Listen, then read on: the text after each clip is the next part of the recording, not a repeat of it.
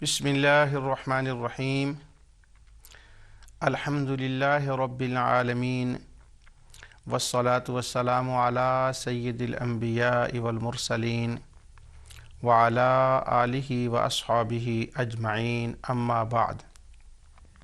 फ़अऊज़ु बिल्लाहि मिनश शैतानिर रजीम। बिस्मिल्लाहिर्रहमानिर्रहीम। वमा अरसलना मिन क़ब्लिक मिर रसूलिन इल्ला नूही इलैहि अन्नहु ला इलाहा इल्ला अना फ़अबुदून। आमन्तु बिल्लाहि सदक़ल्लाहुल अज़ीम। नाज़रीन, अल्लाह ताला की तौफ़ीक़ से प्रोग्राम इज़ाला शुबहात के साथ मैं आपकी खिदमत में हाज़िर हूँ।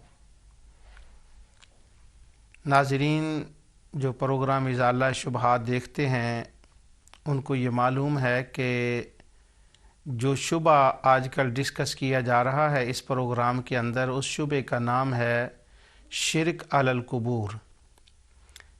यानी जो शुबा डालने वाले हैं वो कहते हैं कि कबूर पर शिरक होता है और कबूर शिरक का ज़रिया है, नाउज़ु बिल्लाह मिन ज़ालिक।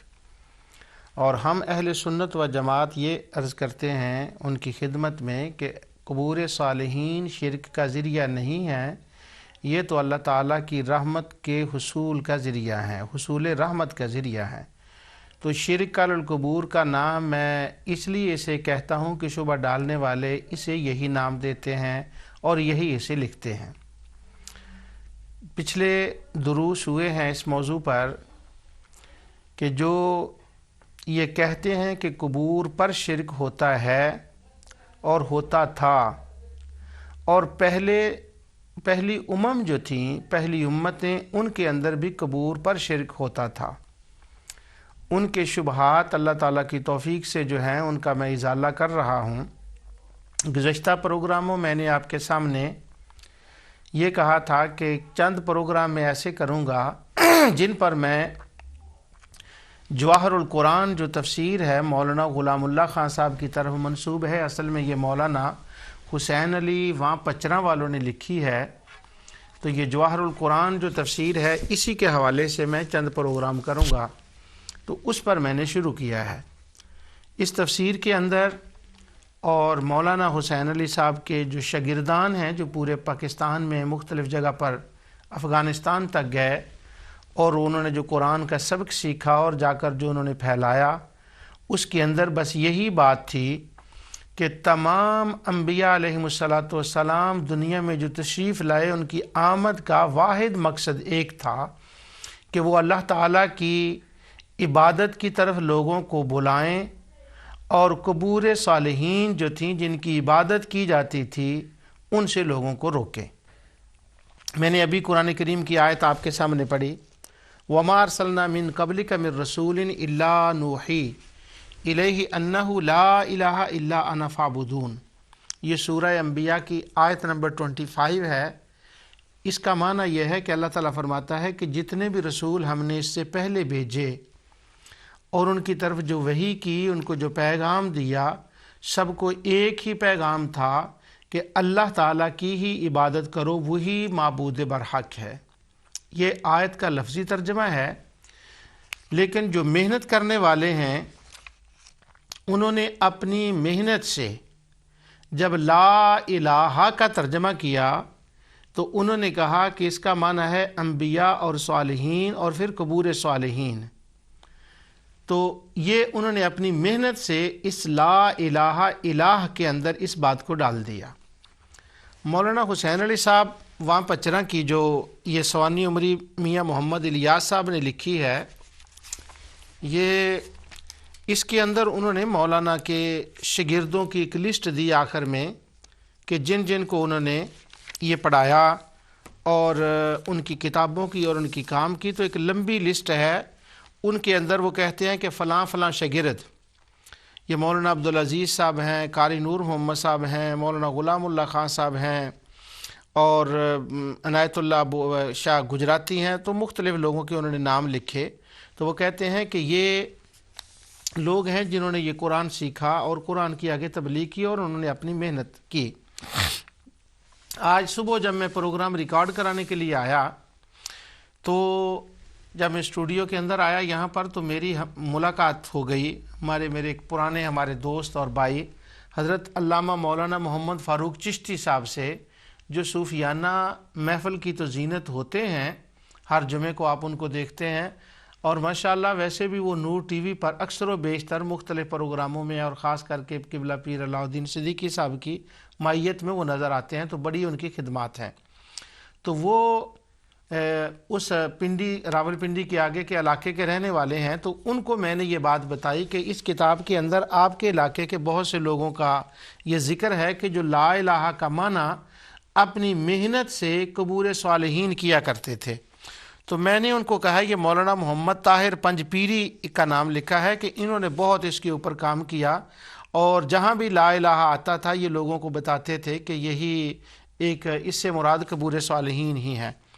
تو حافظ محمد فاروق چشتی صاحب کہنے لگے کہ میرا بچپن بھی اسی علاقے میں گزرا ہے، اور جن مدارس کا یہ نام لکھا ہے میں ان مدارس میں پڑھتا رہا ہوں ابتدائی تعلیم میں، تو یہ میری آنکھوں کا واقعہ ہے اور میں نے کانوں سے سنا، اور ہمیں یہ پڑھایا جاتا تھا کہ لا الہ کا یہی مطلب ہے، اور تمام انبیاء دنیا میں اس لیے تشریف لائے کہ وہ آ کے لوگوں کو قبور کی عبادت سے روکیں، سب ان کے اندر امتوں کے اندر یہی شرک تھا۔ تو یہ انہوں نے ایک اپنا چشمدید واقعہ اور اپنی طالب علمی کا واقعہ بھی بیان کر دیا۔ تو ویسے ان کتابوں کے اندر بھی یہی کچھ ہے۔ تو آئیں ذرا قرآن کریم سے آپ پوچھتے ہیں، یہ پنج پیری کو اور وہ سارے علاقے کو چھوڑ دیں وہاں پچرا کو، تو قرآن سے پوچھیں کہ قرآن کیا کہتا ہے کہ کیا جو پہلی امتیں تھیں اقوام عالم کے اندر جو ہوتا تھا شرک، کیا وہ قبور صالحین کے اوپر ہوتا تھا؟ تو اس کی ابتدا میں کر رہا ہوں سب سے پہلے حضرت سیدنا نوح علیہ السلام کی قوم سے۔ اللہ تعالیٰ ارشاد فرماتا ہے، یہ سورہ نوح ہے اور اس کی آیت نمبر 24 ہے، یہ پہلی امت ہے جس کی طرف اللہ تعالیٰ نے حضرت نوح علیہ السلام کو بھیجا، یعنی جو گمراہ ہوئے، پہلے سے لوگ گمراہ تھے نوح علیہ السلام کے آنے سے پہلے، اور حضرت نوح علیہ السلام ان کی طرف آئے۔ اللہ تعالیٰ فرماتا ہے وَقَالُوا لَا تَذَرُنَّ آلِهَتَكُمْ، اور ان کے جو بڑے لیڈر تھے قوم کے، وہ کہنے لگے کہ اپنے معبودوں کو ہرگز نہ چھوڑنا۔ اب لفظ آیا ہے آلِهَتَكُمْ، یعنی نوح علیہ السلام کی قوم ان کو اپنا معبود مانتی تھی، پیر نہیں مانتی تھی، رہنما نہیں مانتی تھی، اور وہ تھے بت۔ اب اللہ تعالیٰ تو فرمائے کہ نوح علیہ السلام کی قوم بتوں کی عبادت کرتی تھی، اور ساتھ اللہ تعالیٰ نے ان 5 بتوں کے نام بھی گنوا دیے کہ اللہ تعالیٰ فرماتا ہے وَلَا تَذَرُنَّ، ان کی قوم کے لیڈروں نے کہا ان معبودوں کو نہ چھوڑو، وَدًّا وَلَا سُوَاعًا وَلَا یغوث وَیعوق وَنَسْرَ، ایک کا نام ود تھا، ایک کا نام سوا، یغوث اور یعوق اور نصر، یہ 5 بت تھے۔ تو قوم نوح ان 5 بتوں کی عبادت کرتی تھی۔ تو اللہ تعالیٰ نے آگے فرمایا یہ جو 5 بت تھے وَقَدْ أَضَلُّوا كَثِيرًا، انہوں نے بہت سے لوگوں کو گمراہ کیا، یعنی بتوں نے گمراہ کیا۔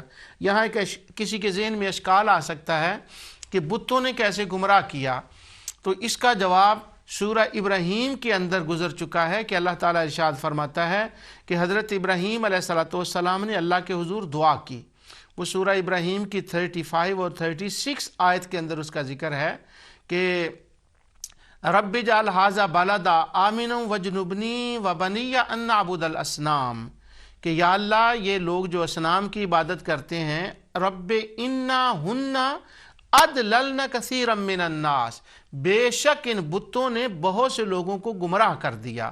تو بت جو ہوتے ہیں وہ گمراہی کا سبب بنتے ہیں، در حقیقت گمراہ کرنے والے تو ان کے پیچھے وہ شیاطین لعین ہوتے ہیں جو بتوں کے اندر گفتگو کر کے لوگوں کو غلط راستے پہ ڈالتے ہیں۔ تو وَقَدْ أَضَلُّوا كَثِيرًا، اللہ فرماتا ہے انہوں نے تو بہت سے لوگوں کو گمراہ کیا۔ اب جنہوں نے گمراہ کیا ہو، بلا وہ نیک اور صالح لوگ ہوں گے، بلا وہ انبیاء اور اولیاء ہوں گے، لیکن جو محنت کرنے والے ہیں وہ کہتے ہیں کہ وہ 5 پیر تھے۔ یہ 5 پیر کا کیا مطلب ہے اس کی میں آگے جا کر تفصیل عرض کرتا ہوں۔ یہ ایک لفظ چل پڑا کہ 5 پیر کا، تو میں عرض یہ کر رہا ہوں کہ پہلی قوم حضرت نوح علیہ السلام کی قوم بتوں کو ماننے والی تھی، اور کیا وہ بت کن کے تھے؟ وہ نیک اور صالحین لوگوں کے بت بنائے گئے تھے؟ بالکل غلط ہے، وہ نیک صالحین کے بت نہیں بنائے گئے تھے۔ اس پر انشاءاللہ میں 2-3 لیکچر دینے والا ہوں اس مسئلے پر آگے چل کر۔ آج اس طرح میں یہ بتانا چاہتا ہوں کہ بتایا جاتا ہے تمام انبیاء کی امتیں پیروں کو، نبیوں کو، ولیوں کو، درباروں کو مانتی تھی۔ اب ذرا سنتے جائیے۔ حضرت نوح علیہ السلام کے بعد دوسری جس قوم کا ذکر میں آپ کے سامنے کرنے لگا ہوں وہ حضرت سیدنا ابراہیم علیہ السلام کی قوم تھی، جس کو قوم خلیل کہا جاتا ہے، جس کی طرف حضرت ابراہیم علیہ السلام مبعوث ہو کر تشریف لائے۔ حضرت ابراہیم علیہ السلام کی جو قوم ہے اس کا ذکر قرآن کریم میں بڑے مختلف مقامات پر آیا ہے، لیکن اس وقت میں آپ کے سامنے سورہ انعام، سورہ انبیاء اور سورہ صافات اور سورہ شعراء، یہ چند ایک مقامات ہیں جن کا میں بڑی شارٹیسٹ وے سے ان کا میں ذکر کرتا ہوں۔ اب دیکھیں، کہا یہ جاتا ہے کہ ہر نبی اس لیے آیا کہ وہ لوگوں کو قبر پرستی سے روکے، کیونکہ وہ لوگ قبروں کو مانتے تھے۔ اب قوم خلیل کا پہلا حال سورہ انعام کے اندر ہے۔ اللہ تعالیٰ فرماتا ہے قوم خلیل وہ تھی فَلَمَّا جَنَّ عَلَيْهِ اللَّيْلُ رَآ كَوْكَبًا قَالَ هَذَا رَبِّي فَلَمَّا أَفَلَ قَالَ لَا أُحِبُّ الْآفِلِينَ۔ وہ قوم ستارہ پرست تھی، رآ کوکبا، وہ ستاروں کو مانتے تھے۔ تو جب حضرت ابراہیم علیہ السلام نے چمکتے ستارے کو دیکھا تو فرمانے لگے قال ھذا ربی، کیا بھلا یہ رب ہو سکتا ہے؟ فلما افلا قال لا احب الافلین، تو حضرت ابراہیم علیہ السلام نے اس کے غیب ہونے کے وقت فرمایا کہ میں غیب ہونے والے کو جو آیا اور چلا گیا اس کو میں پسند نہیں کرتا، مجھے اس سے محبت نہیں ہے۔ لا احب الافلین۔ آگے اللہ تعالیٰ فرماتا ہے فلما رأى القمر بازغا قال ھذا ربی۔ یہ میں صرف آپ کو ہنٹس دے رہا ہوں، یہ پوری آیات کا ترجمہ بتانا میرے پیش نظر نہیں ہے، صرف میں اشارہ کر رہا ہوں کہ قوم خلیل کن کو خدا مانتی تھی، یہ میں آپ کو بتانا چاہتا ہوں۔ جس کا شور کیا جاتا ہے کہ وہ قبور صالحین اور مزارات کو پوجا کرتے تھے۔ تو انہوں نے چاند کو دیکھا جس کو وہ مانتے تھے، تو ابراہیم علیہ السلام نے کہا بھلا یہ رب ہے؟ فلما رأى الشمس بازغۃ قال ھذا ربی، پھر انہوں نے سورج کو چمکتے ہوئے دیکھا تو کہا بھلا یہ رب ہے۔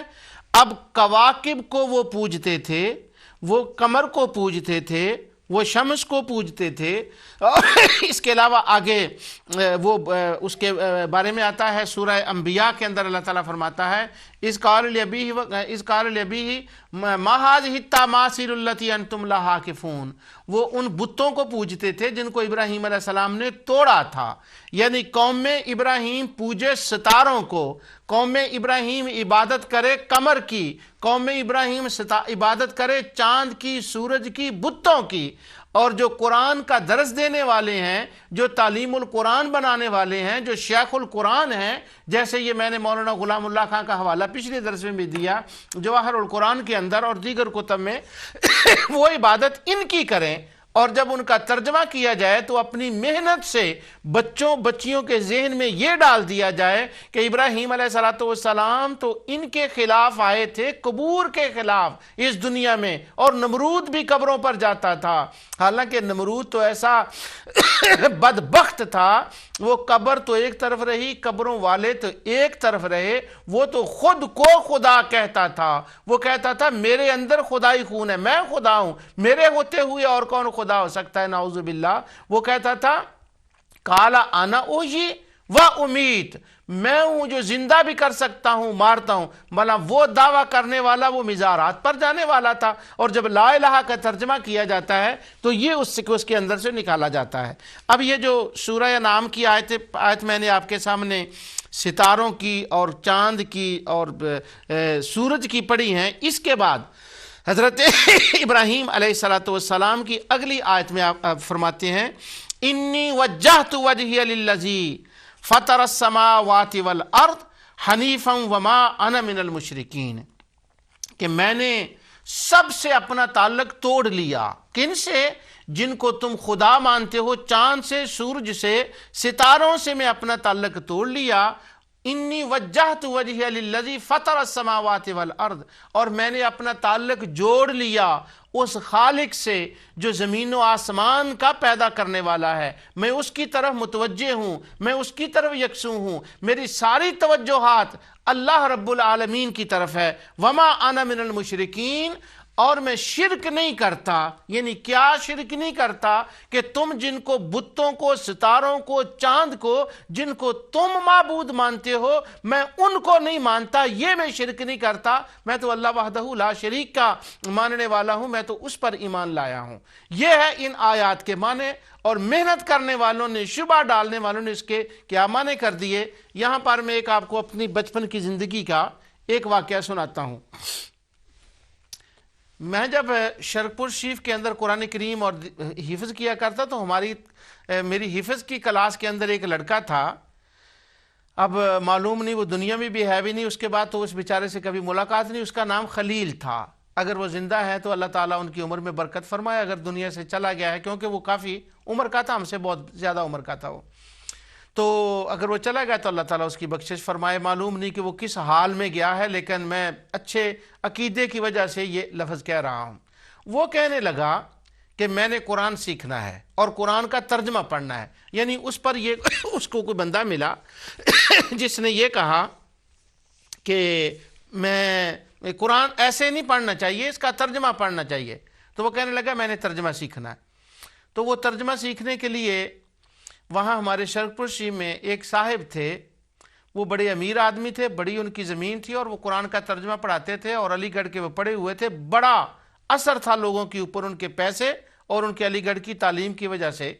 تو وہ مسجد میں ایک جگہ قرآن کا ترجمہ پڑھایا کرتے تھے۔ تو یہ ہمارے ساتھ جو حفظ کرنے والا لڑکا تھا، یہ خلیل اس کا نام تھا، یہ ان کے پاس ترجمہ پڑھنے کے لیے چلا گیا۔ یہ آئے 35-36 سال پہلے کی بات میں آپ کو بتا رہا ہوں۔ دیکھیں قرآن کا ترجمہ اور قرآن سیکھنا اور قرآن کو ترجمے کے ساتھ پڑھنا، اس کا طریقہ کار کیا ہے۔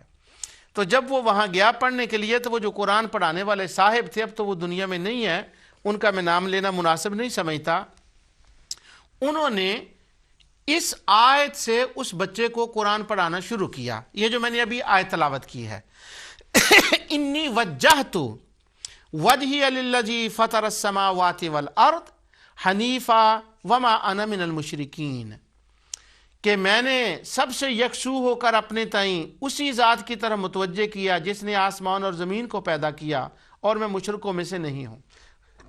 خالصتاً اللہ تعالیٰ کی طرف میں متوجہ ہوا۔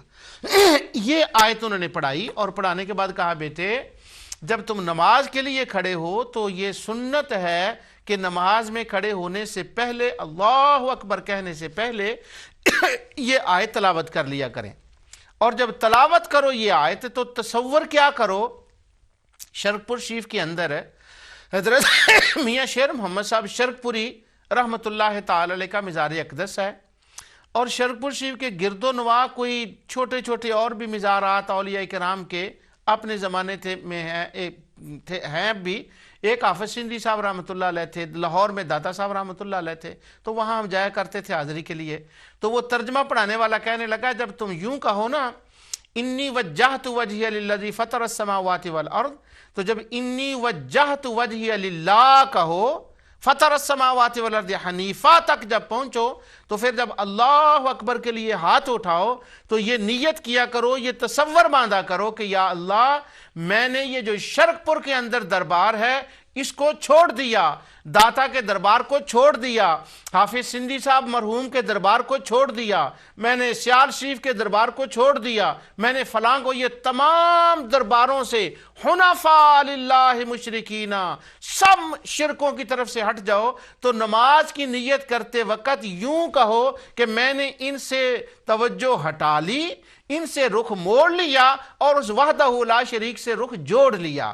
تو اس نیت کے ساتھ اپنی نماز کی ابتدا کیا کرو، یہ سنت خلیل ہے۔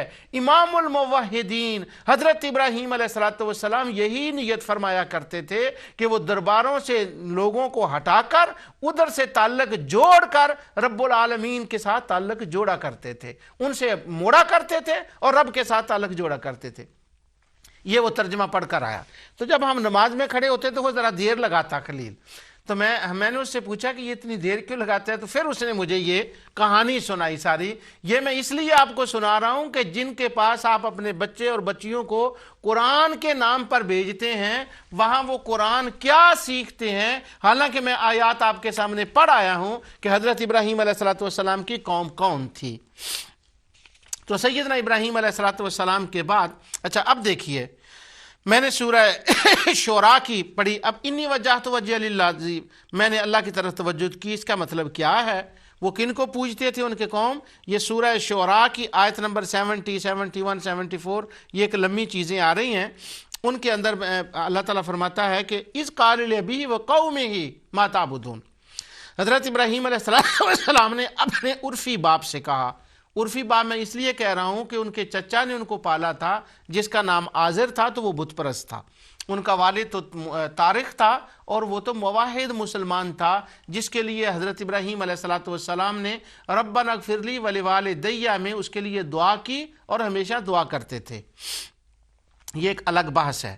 آگے 71 آیت میں اللہ تعالیٰ فرماتا ہے ان کی قوم کس کی عبادت کرتی تھی، ما تعبدون قالوا نعبد اصناما فنظل لها عاکفین، تو وہ کہنے لگے کہ ہم بتوں کو پوجتے ہیں اور ان کی پوجا پر ڈٹے ہوئے ہیں۔ یعنی قوم پوجے ستاروں کو، قوم پوجے چاند کو، قوم پوجے سورج کو، قوم پوجے بتوں کو، اور شیخ القرآن صاحب جب قرآن پڑھائیں تو بتائیں وہ قوم قبروں کو پوجتی تھی۔ اس سے بڑا بھی دھاندلی کوئی ہو سکتی ہے؟ آگے اللہ تعالیٰ فرماتا ہے قال هل يسمعونكم إذ تدعون أو ينفعونكم أو يضرون قال أفرأيتم ما كنتم تعبدون أنتم وآباؤكم الأقدمون۔ ابراہیم علیہ السلام نے فرمایا جن کی تم عبادت کرتے ہو تم اور تمہارے باپ دادا، فإنهم عدو لي، میں ان کا دشمن ہوں، إلا رب العالمین، مگر وہ جو رب العالمین ہے اس کا تو میں خلیل ہوں، ان کا میں دشمن ہوں جن کی تم عبادت کرتے ہو۔ قالوا نعبد، اب فإنهم عدو لي سے اگر آپ یہ بات سوچیں کہ اگر حضرت سیدنا ابراہیم علیہ السلام کی قوم پوجتی تھی اولیاء اللہ کو، وہ جاتے تھے مزاروں پر، وہ جاتے تھے درباروں پر، اگر وہ اولیاء اللہ کو ماننے والے تھے تو کیا ابراہیم خلیل اللہ اللہ کے دوستوں کے بارے میں، اللہ کے انبیاء کے بارے میں یہ فرما رہے تھے کہ فإنهم عدو لي، کہ میں ان کا دشمن ہوں؟ اور نبی تو آپس میں دوست ہوتے ہیں، وہ دشمن نہیں ہوتے۔ تو جن کو وہ پوج رہے تھے وہ کوئی دشمن تھے، جو خدا کے بھی دشمن تھے، جو رسول کے بھی دشمن تھے، جو ابراہیم خلیل کے بھی دشمن تھے، جو مومنوں کے بھی دشمن تھے، وہ تو کوئی دشمنوں کی پوجا کر رہے تھے۔ اور ہمارے شبہ ڈالنے والے خوارج اور حروری دوست یہ کہتے ہیں کہ نہیں، وہ تو اولیاء اللہ کو پوجتے تھے، وہ تو قبور کو پوجتے تھے۔ یہ آیات میں اس لیے آپ کو بتا رہا ہوں کہ یہ دیکھیں کہ قرآن کریم جب پڑھایا جاتا ہے، قرآن کے نام پر کورس کرایا جاتا ہے تعلیم القرآن کے اندر، تو اس کا کیا اثر ہوتا ہے۔ میں نے جب یہ نیچے ابھی اسٹوڈیو میں آنے سے پہلے حافظ محمد فاروق چشتی صاحب سے یہ بات کی تو وہ مجھے کہنے لگے کہ واللہ کہ جب میں مدرسے میں ان کے یہ پنج پیری جو ہیں مولانا حسین علی وہاں پچرا کے شاگردوں کے مدرسے ان کے علاقوں میں، وہ کہنے لگے ہمیں یہ اسی طرح پڑھایا جاتا تھا کہ ہاں یہی کچھ ہے، یہی کچھ ہے، تو یہ آپ کہہ رہے ہیں یہ جو لکھا ہوا ہے یہی تو ہم پڑھتے رہے بچپن میں۔ تو وہ کہنے لگے مجھ پر تو کسی ولی کی نگاہ پڑ گئی کہ وہ جو مجھے لا الہ کہا جاتا تھا کہ اس کا مطلب اولیاء اللہ ہے، وہ تو بعد میں مجھے جا کر کسی کی نگاہ سے سمجھ آئی کہ من دون اللہ کوئی اور ہوتے ہیں، طاغوت اور ہوتے ہیں، اور اولیاء اللہ تو اور ہوتے ہیں۔ اور اب تو حافظ صاحب ماشاءاللہ اولیاء اللہ کی تعریف ہر روز، ہر جمعے کے دن یہ پروگرام مولانا نصیر اللہ نقشبندی دامت برکاتہم العالیہ کا جو صوفیانہ محفل ہے اس کے اندر وہ ان کے گیت گاتے ہیں دونوں حضرات، ان سے آپ سنتے رہتے ہیں، تو یہ انہوں نے اس کی گواہی دی۔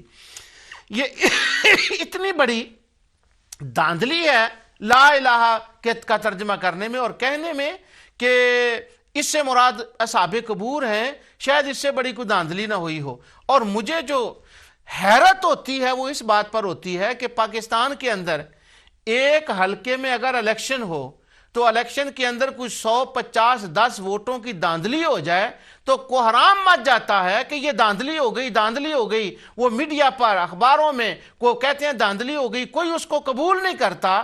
اور حیرت اس بات پر ہے کہ اگر پاکستان کے ایک حلقے کے الیکشن میں ایک دھاندلی 50 ووٹوں کی ہو تو پورا ملک تڑپ جائے، پورا میڈیا تڑپ جائے، اور یہاں پورے قرآن کی آیتوں کے ساتھ دھاندلی ہو رہی ہے اور کوئی ایک آنکھ بھی رونے والی نہیں ہے، کوئی ایک بھی تڑپنے والا نہیں ہے، کوئی ایک بھی احتجاج کرنے والا نہیں ہے کہ لوگوں یہ قرآن کے نام پر لوٹا جا رہا ہے۔ وہ ابراہیم علیہ السلام کی قوم کے ساتھ جو کہا جاتا ہے وہ قبروں پر جاتے تھے، وہ تو ستاروں کو مانتے تھے، وہ تو بتوں کو مانتے تھے، یہ دھاندلی ہے قرآن کے ساتھ۔ یارو اگر الیکشن میں دھاندلی ہو تو لاکھوں سینکڑوں آنکھیں احتجاج رونے والی ہوں، احتجاج کرنے والی ہوں، اور قرآن کے ساتھ دھاندلی ہو تو ایک آنکھ بھی اس پہ آنسو نہ برسائے۔ اس سے بڑا اور کس بات پر احتجاج ہو سکتا ہے؟ تو بچو اور دیکھو قرآن کے مفہوم کو کس طرح سے بگاڑ کر رکھ دیا گیا ہے۔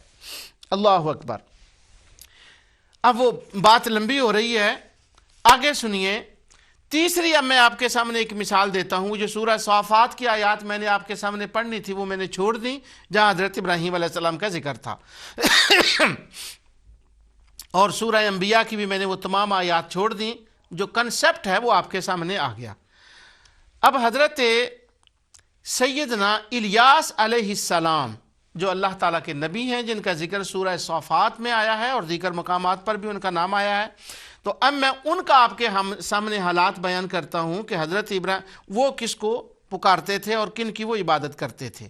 کیونکہ جب یہ سورہ صافات پڑھائی جاتی ہے تو حضرت الیاس علیہ السلام کا یہ ذکر کیا جاتا ہے کہ ان کے بھی وہاں کچھ دربار تھے، بنے ہوئے تھے، عرس بھی ہوتے تھے، میلے بھی ہوتے تھے، اور وہیں پر وہ لوگ جایا کرتے تھے اور جا کر وہ جاتے تھے اور جا کر ان کی عبادت کرتے تھے۔ اس پر میں حوالے ابھی پڑھتا ہوں آپ کے سامنے، اور قرآن دیکھیے کیا کہتا ہے۔ اللہ تعالیٰ فرماتا ہے وَإِنَّ إِلْيَاسَ لَمِنَ الْمُرْسَلِينَ، اور الیاس بھی اللہ کے نبیوں میں سے تھے۔ اِذْ قَالَ لِقَوْمِهِ أَلَا تَتَّقُونَ، جب انہوں نے اپنی قوم سے کہا کہ تم ڈرتے کیوں نہیں، اللہ تعالیٰ سے کیوں نہیں ڈرتے، تم کیا کر رہے ہو؟ اب دیکھیں الیاس علیہ السلام کیا فرما رہے ہیں، ان کی قوم کیا کر رہی ہے، اور ہمارے محنتی لوگ کیا بتا رہے ہیں۔ یورپ کے اندر 1000 سینٹر ہے، جو میں نے پچھلے پروگرام میں بتایا، جو یہی کچھ بتا رہا ہے کہ قوم الیاس، قوم نوح، قوم خلیل، قوم موسیٰ اور مشرکین مکہ یہ سب قبروں کو بابر جایا کرتے، یہ قبر پرست تھے، اور اسی کا نام انہوں نے شرک علی القبور رکھا ہے۔ اور جہاں یہ آیات آتی ہیں وہاں ذہن میں ڈال دیا جاتا ہے کہ دیکھیں قرآن کیا کہتا ہے۔ تو یہ دھاندلی ہو رہی ہے قرآن شریف کی تفسیر کے ساتھ۔ اللہ حضرت الیاس علیہ السلام فرماتے ہیں اتدعون بعلا وتذرون احسن الخالقین۔ میں ہمیشہ دوستوں کا کہا کرتا ہوں کہ اس آیت کو بڑے غور سے پڑھا کریں، اتدعون بعلا وتذرون احسن الخالقین۔ پہلی تو اس کے اندر یہ بات ہے کہ الیاس علیہ السلام ان سے کہتے ہیں کہ تم اللہ سے ڈرو اور بعل کی عبادت نہ کرو، بعل کی عبادت نہ کرو۔ بعل جو تھا یہ ایک بت تھا، اور بعض محققین یہ کہتے ہیں کہ مکے کے اندر جو حبل تھا اصل میں یہ باہر سے آیا تھا، یہ قوم الیاس کا بت تھا، تو وہیں سے ان کے اہل عرب کے ساتھ تعلقات تھے۔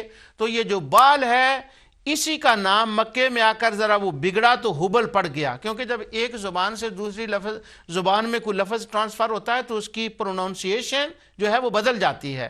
تو وہ کہتے ہیں یہ بال جو ہے اصل میں حبل تھا۔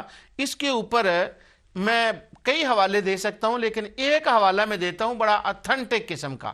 سید سلیمان ندوی نے اپنی کتاب ارض القرآن کے اندر جو بال اور حبل پر بحث کی ہے، انہوں نے یہ بتایا ہے کہ مفسرین بھی یہی کہتے ہیں، اور جو لوگ انگریزوں نے کھدائی کے دوران پرانی اقوام کے، اگلے درس میں وہ ارض القرآن کے حوالے پیش کروں گا انشاءاللہ، ابھی میں تھوڑا سا اس کا اشارہ کر رہا ہوں کہ جب انہوں نے کھدائی کی ہے اور آثار قدیمہ والوں نے جب نیچے سے وہ نکالی ہیں چیزیں، تو وہاں پرانی تاریخ کے جو پتھر اور کتبے نکلے ہیں ان سے بھی یہ پتہ چلا ہے کہ بال اور حبل ایک ہی چیز ہے۔ تو اس کا مطلب ہوا قوم الیاس بال کو مانتی تھی، قوم الیاس حبل کو مانتی تھی، قوم الیاس ان کی عبادت کرتی تھی۔ اب اس سے بڑا اندھیری نگری کیا ہوگی کہ وہ تو بال کو مانے، اور جب قرآن پڑھانے والے قرآن پڑھائیں تو بال کا ترجمہ وہ قبر پرستی کر دیں، پیر کر دیں، فقیر کر دیں کہ یہ ان کے نام کا بت بنا ہوا تھا۔ کون تھے وہ پیر؟ کون تھے وہ نبی جن کا بال تھا، جن کے نام کا یہ بت بنا ہوا تھا؟ نعوذ باللہ من ذالک۔ تو یہاں سے مراد اصحاب قبور قوم الیاس میں نہیں ہے۔ اور دوسرا جو میں کہا کرتا ہوں کہ اس آیت کو بڑے خیال سے پڑھیں، وہ یہ ہے کہ وَتَذَرُونَ احسن الخالقین۔ حضرت الیاس علیہ السلام ان کو تبلیغ فرماتے ہیں کہ تم اللہ جو احسن الخالقین ہے اس کو چھوڑ رہے ہو، وَتَذَرُونَ اس کو چھوڑ رہے ہو جو اللہ تعالیٰ ہے، اور اس بت کو تم مان رہے ہو۔ اس سے یہ بات بڑی عیاں ہوتی ہے کہ جب مشرک اللہ کے سوا غیر اللہ کی عبادت کرتے تھے، بال کی عبادت کرتے تھے، ستاروں کی عبادت کرتے تھے، قالوا نعبد اصناما، جب وہ اصنام کی عبادت کرتے تھے، اقرار کرتے تھے ہم ان کی عبادت کرتے ہیں، تو ان کو وہ مانتے یوں تھے کہ اللہ تعالیٰ کو وہ بالکل ترک کر دیتے تھے، اس کو چھوڑ دیتے تھے، اور اللہ تعالیٰ کی جگہ پر اس کو مانتے تھے، اللہ کا مقام و مرتبہ ان کو دے دیتے تھے۔ اب بعض لوگ جو کہتے ہیں کہ نہیں وہ اللہ کا مقام و مرتبہ نہیں دیتے، بس وہ ان کو نیک سمجھتے تھے، اس آیت کے اندر ان کا رد ہے کہ وَتَذَرُونَ أَحْسَنَ الْخَالِقِينَ، وہ ان کو چھوڑتے تھے، وہ اللہ کے مقابل لاتے تھے۔ اور آگے حضرت الیاس علیہ السلام فرماتے ہیں، جس کو اللہ تعالیٰ نے ان کا قول بیان فرمایا قرآن میں، اللہ ربکم ورب آبائکم الاولین، بے شک یہ تھا کہ وہ اللہ رب پروردگار تمہارا بھی ہے اور تم سے پہلے لوگوں کا بھی ہے۔ تو آگے یہ بات ختم کرنے کے بعد اللہ تعالیٰ فرماتا ہے سلام علی الیاسین، تو اللہ تعالیٰ فرماتا ہے کہ الیاس پر سلام ہو۔ یہاں اس بات کا براہ راست میرے موضوع سے تعلق نہیں ہے، لیکن کیونکہ یہ سورہ صافات کی میں نے آپ کے سامنے تلاوت کی ہے، میں نے اس میں ایک بات یہ عرض کر دوں کہ شرک کے خلاف اور توحید کے بارے میں جب پڑھنا ہو تو یہ صورتیں سورہ یاسین، بلکہ اس سے پہلے سورہ سبا، سورہ فاطر، سورہ یاسین، صافات، صاد اور زمر، اور اس سے آگے کی صورتیں، ان کے اندر توحید اور رد شرک کا بیان ہے۔ تو جب آپ سورہ صافات کو خاص کر کے پڑھیں نا تو آپ کو سمجھ آ جائے گی کہ اللہ کے شریک کون تھے، کیا وہ اہل قبور تھے، کیا وہ صالحین تھے۔ یہ پوری سورت کے اندر بڑی تفصیل سے اس کا بیان آتا ہے، اور سورہ صافات کے شروع میں آیت 22 سے لے کر تقریباً 60 آیت تک تو اللہ تعالیٰ نے اس کے بڑی تفصیل بیان فرما دی ہے۔ تو یہ میں اشارہ کر رہا ہوں اہل علم کے لیے کہ اس کو غور سے پڑھیں تاکہ یہ پتہ چلے کہ جو تفسیر قرآن کے ساتھ داندلی ہو رہی ہے، جو اپنی محنت سے یہ اس کے اندر اس بات کو ڈھونسا جا رہا ہے کہ جی نہیں اس سے مراد قبور صالحین ہے، اس کا پتہ سورہ صافات سے چلتا ہے، اور بڑی اس کے اندر تفصیل ہے۔ اور ساتھ اس کے یہ ہے کہ ہر نبی کا جب اللہ تعالیٰ نے سورہ صافات کے اندر ذکر فرمایا، حضرت ابراہیم کا ذکر فرمایا کہ ان کی قوم کس کو مانتی تھی، تو بعد میں ابراہیم علیہ السلام کا الگ ذکر کر کے فرمایا وَسَلَامٌ عَلَىٰ ابراہیم، ابراہیم پر سلام ہو۔ حضرت الیاس کا ذکر کیا، فرمایا سلام علی الیاس، حضرت الیاس پر ذکر ہو، اسلام ہو۔ حضرت موسیٰ کا ذکر کیا، اور آخر میں جا کر آتا ہے سبحان ربک رب العزت عما یصفون وسلام علی المرسلین، تمام مرسلین پر سلام ہو۔ ہر نبی کا ذکر، بعد میں سلام، ہر نبی کا ذکر، پھر سلام، پھر نبی کا ذکر، پھر سلام۔ اس سے یہ اشارہ ملتا ہے کہ انبیاء کا ذکر کرنے کے بعد ان پہ صلاۃ و سلام بھیجنا، پڑھنا، یہ سنت الہیہ ہے، اور اس سے پوری سورہ صافات کے اندر اس کا بار بار اللہ تعالیٰ نے ذکر فرمایا ہے۔ تو سورہ صافات سے انبیاء کے مقام و مرتبہ کا پتہ چلتا ہے، ان پر صلاۃ و سلام پڑھنے کا پتہ چلتا ہے، اور مشرکین کن کو مانتے تھے، کیسے مانتے تھے، کیوں مانتے تھے، اس کا ذکر بھی سورہ صافات کے اندر ہے۔ تو لہٰذا جب آپ قرآن پڑھائیں، آپ قرآن کی تلاوت کریں تو اس بات کا اس ذہن میں خیال رکھیں۔ اب میں قوم موسیٰ آگے چلتے ہیں، ٹائم تیزی سے گزر رہا ہے۔ حضرت سیدنا موسیٰ علیہ السلام کی قوم کا ذکر، یہ بھی قرآن میں آپ جانتے ہیں کہ بہت مقامات پر حضرت سیدنا موسیٰ علیہ السلام کی قوم کا ذکر آیا ہے۔ تو اس وقت جو میں آپ کے سامنے تلاوت کرنے لگا ہوں یہ سورہ طٰہٰ کی آیات ہیں کہ قوم موسیٰ نے جب شرک کیا تو کن کی عبادت کی۔ حضرت موسیٰ علیہ السلام چلے گئے اللہ تعالیٰ سے ہم کلام ہونے کے لیے، اور حضرت سیدنا ہارون علیہ السلام کو انہوں نے اپنے پیچھے چھوڑ دیا کہ میرے پیچھے تو نے قوم کی حفاظت کرنی ہے۔ سورہ اعراف میں بہت مقامات پر اس کا ذکر آتا ہے۔ اب انہوں نے اللہ تعالیٰ کو چھوڑ کر قوم موسیٰ نے کسی اور کی عبادت شروع کر دی۔ یہاں صرف میں ایک اشارہ کر دوں کہ اگر مشرک عبادت کرنے والے ہوتے نبیوں ولیوں کی، اگر وہ بت بنانے والے ہوتے نبیوں ولیوں کے، اگر ان کی چاہت ان کی محبتیں ہوتی نبیوں سے ولیوں سے، تو قوم موسیٰ کے اندر دو نبی بیک وقت موجود ہیں، حضرت موسیٰ علیہ السلام، حضرت ہارون علیہ السلام، دونوں موجود ہیں، اور حضرت موسیٰ بھی کلیم اللہ، اور ان 5 انبیاء میں سے ایک جو سب سے ٹاپ کا، جن کا ذکر قرآن کریم میں 5 رسل کا آتا ہے، جن کو اولو العزم کہا ہے، اگر انہوں نے نبیوں ولیوں کے بت بنانے تھے یا ان کی عبادت کرنی تھی تو ان کو کہیں سے دور سے کچھ لانے کی ضرورت نہیں تھی، یہ دونوں تو ان کے سامنے موجود تھے، ان کی عبادت کیوں نہ کی، ان کے انہوں نے بت کیوں نہ بنا لیے؟ تو بت کس کا بناتے ہیں؟ وہ ایک گائے کا بت بناتے ہیں۔ تو اللہ تعالیٰ کی ذات قرآن کریم میں اس کا ذکر فرماتی ہے کہ اللہ تعالیٰ فرماتا ہے کہ فَأَخْرَجَ لَهُمْ عِجْلًا جَسَدًا لَهُ خُوَارٌ، بلکہ اگر پچھلی آیت پڑھ لیں جو 87 ہے، قالوا ما خلفنا موعدک بملکنا ولکننا حملنا اوزارا من زینت القوم فقذفناها فکذلک القی السامری۔ انہوں نے جواب دیا کہ جب موسیٰ علیہ السلام نے پوچھا کہ تم نے یہ کیوں اس کی عبادت کی، تو انہوں نے جواب دیا ہم نے اپنے اختیار سے آپ کے ساتھ وعدے کا خلاف نہیں کیا، بلکہ ہم پر زیورات قوم کے بوجھ لادے گئے تھے، انہیں ہم نے ڈال دیا، اور اسی طرح سامری نے بھی ڈال دیے۔ وہ سامری ایک بندہ تھا، بعد علماء کہتے ہیں کہ وہ گولڈ سمتھ تھا، اللہ عالم، تو اس نے ان کو اکٹھا کیا اور ان کا ایک بچڑا بنا دیا۔ اللہ تعالیٰ فرماتا ہے فَأَخْرَجَ لَهُمْ عِجْلًا جَسَدًا لَهُ خُوَارٌ فَقَالُوا هَٰذَا إِلَٰهُكُمْ وَإِلَٰهُ مُوسَىٰ۔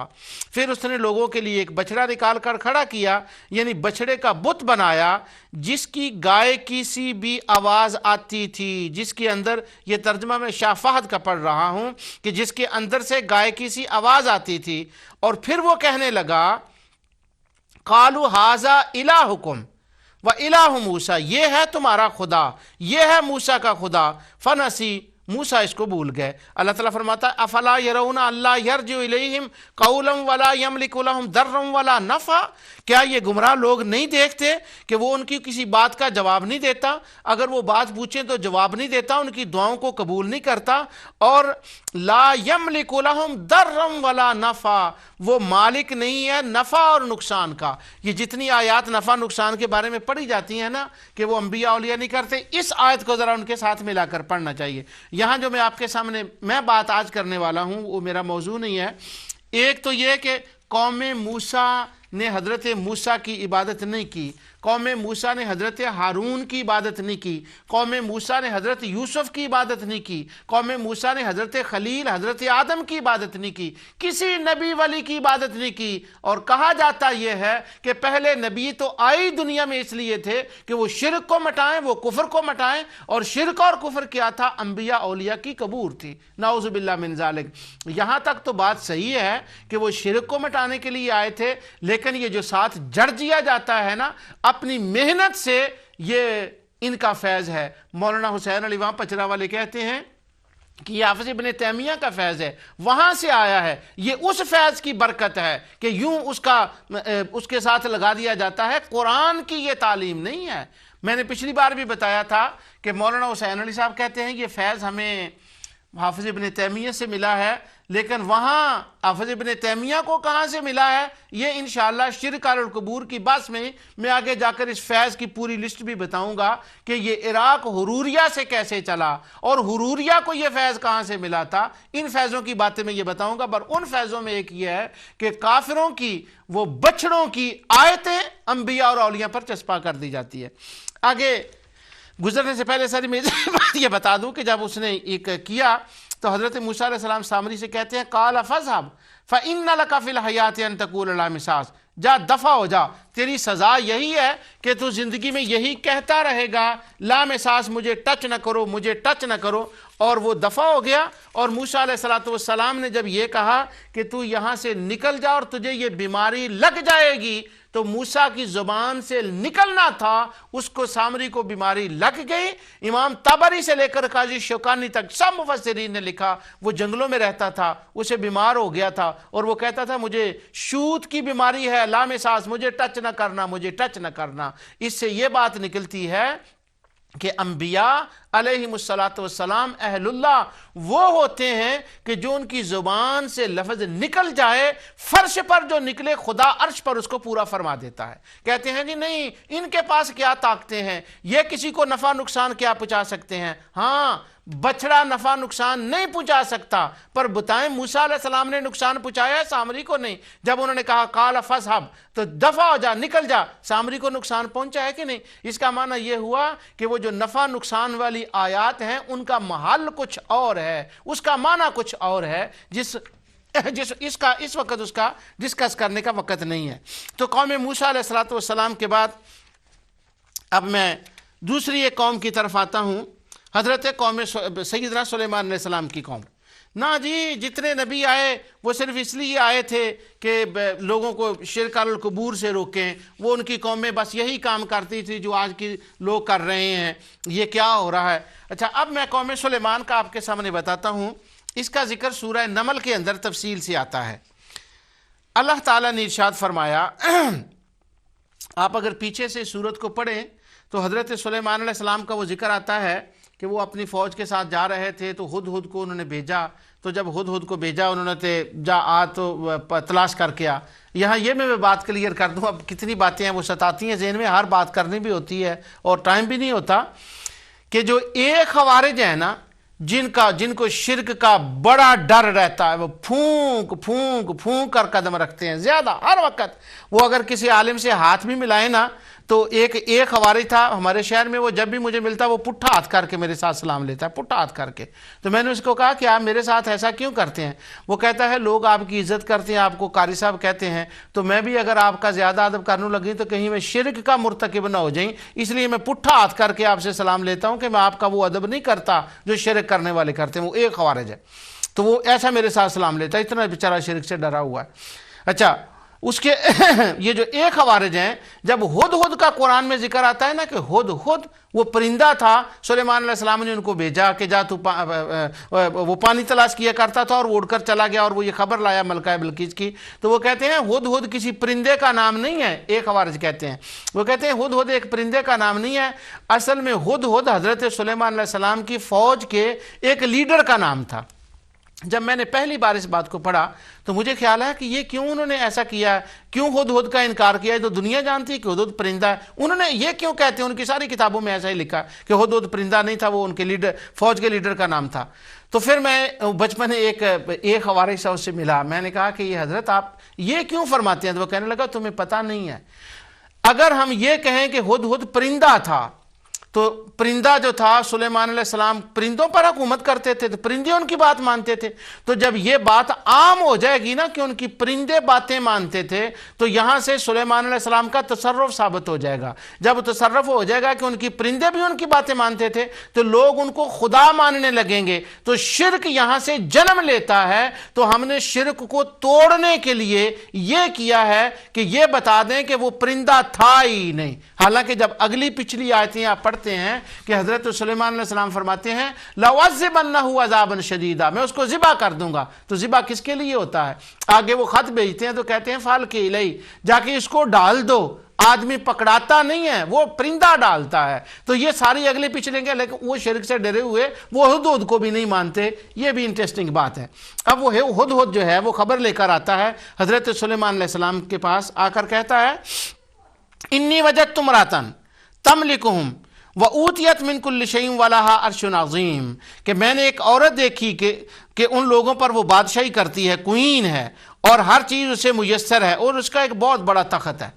وہ ہدہد سلیمان علیہ السلام کو خبر دیتا ہے وَجَدْتُهَا وَقَوْمَهَا يَسْجُدُونَ لِلشَّمْسِ مِن دُونِ اللَّهِ، اللہ اکبر۔ وہ کہتا ہے میں نے ان کو پایا، میں نے اس قوم کو دیکھا، مشرک قوم کو دیکھا، اس بت پرست قوم کو دیکھا کہ وہ کیا کرتے تھے۔ حضرت وہ ہدہد کہتا ہے کہ یسجدون للشمس، وہ تو سورج کی عبادت کرتے تھے، اور وہ سورج کو ماننے والے تھے، وہ تاروں کو اس کو ماننے والے تھے، مظاہر قدرت کی عبادت کرتے تھے۔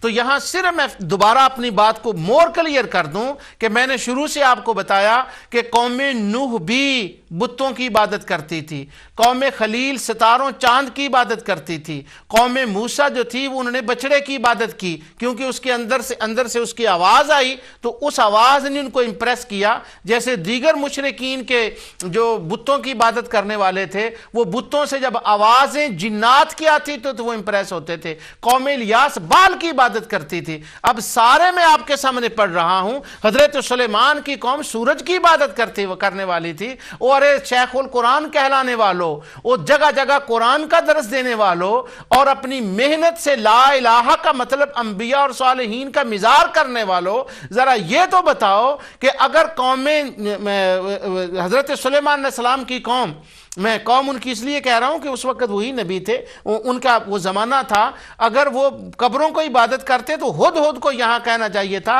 وَجَدْتُهَا قَوْمَهَا يَسْجُدُونَ لِلْقُبُورِ، یسجدون للقبور یا یسجدون للقبر کہنا چاہیے تھا، یا للانبیاء والصالحین کہنا چاہیے تھا۔ وہ تو للشمس کہہ رہا ہے۔ اس کا مطلب ہوا کہ وہ قوم پیروں فقیروں کی عبادت نہیں، وہ سورج چاند کی عبادت کرتی تھی۔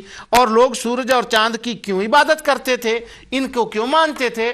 میں نے پچھلے درس میں حافظ ابن تیمیہ کے حوالے سے یہ بتا دیا تھا کہ حافظ ابن تیمیہ نے فتاوی ابن تیمیہ میں جہاں انہوں نے سائبین کا ذکر کیا ہے اور جہاں انہوں نے مشرکین کا ذکر کیا ہے، کتاب الربوبیہ کے اندر وہ کہتے تھے، حافظ صاحب لکھتے ہیں کہ یہ اقوام جو کواکب کو خدا مانتی، سورج کو چاند کو، یہ اس لیے تھا کہ وہ کہتے تھے کہ اللہ تعالیٰ کے نعوذ باللہ جز سے کچھ ارواح ایسی پیدا ہوئی ہیں کہ وہ ان کے پیچھے ہیں۔ ظاہراً سورج ہے، پیچھے ایک روح ہے، ظاہراً چاند ہے، پیچھے اس کے روح ہے، ظاہراً ستارہ ہے، پیچھے اس کے روح ہے۔ تو وہ کہتے تھے ہم ان ارواح کی اصل میں عبادت کرتے ہیں اور وہ خدا کا جز ہے، نعوذ باللہ من ذالک۔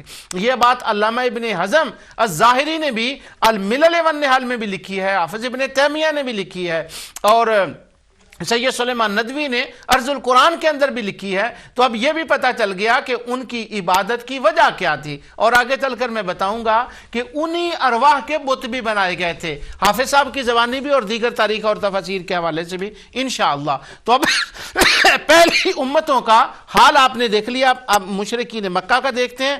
اس کے بعد یہ ٹائم جو ہے مجھے بار بار کہا جا رہا ہے کہ وہ ختم ہو گیا۔ اللہ تعالیٰ فرماتا ہے مشرکین مکہ کا حال بیان ہوتا ہے سورہ نجم کے اندر، افرأیتم اللات والعزی ومناۃ الثالثۃ الاخری۔ اللہ تعالیٰ فرماتا ہے مشرکین مکہ لات کو مانتے تھے، وہ عزا کو مانتے تھے، اور ان کی تیسری جو منات تھی وہ اس کو مانتے تھے۔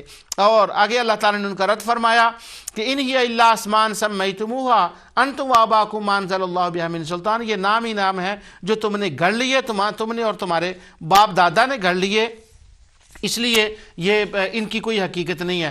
تو میں نے حضرت نوح علیہ السلام سے لے کر آقا دو جہاں صلی اللہ علیہ وسلم مشرکین مکہ تک کی پوری تاریخ قرآن سے آپ کو بتا دی کہ لا الہ الا اللہ کا مطلب کیا ہے۔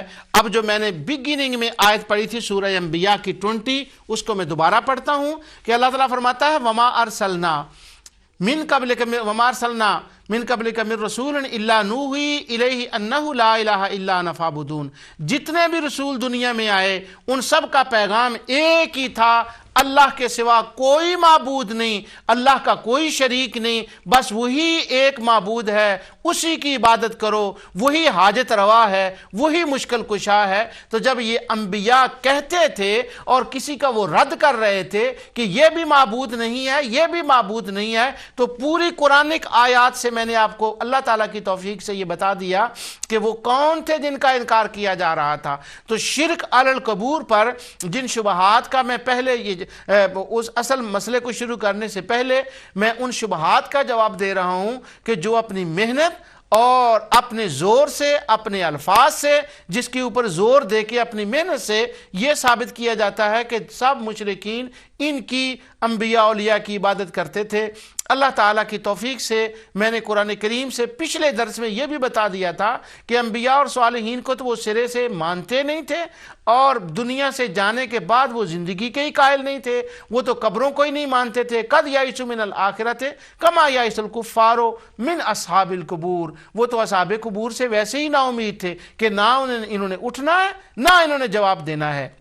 جو کچھ میں نے آج کے درس میں بیان کیا، اللہ تعالیٰ اپنے حبیب علیہ السلام کے صدقے سے اس کو قبول فرمائے، اور قرآن کریم کو اسی انداز سے پڑھیں، اور یہی اس کا حق ہے۔ اور یہ جو ان آیات کو صالحین کی قبور پر لگایا جاتا ہے، یہ تاریخ انسانیت کی سب سے بڑی دھاندلی ہے۔ اس کے خلاف احتجاج کے لیے بھی ٹھا کر کے نہیں، قرآن کی صورت میں کھڑے ہوں، کیونکہ نور ٹی وی ایک صوفی کا ٹی وی ہے، صوفی ٹھا نہیں بتاتے، وہ تو واہ بتاتے ہیں، اور قرآن کریم کی آیات کے ساتھ اس کا احتجاج کرنا سب مسلمانوں پر فرض ہے۔ وما علینا الا البلاغ۔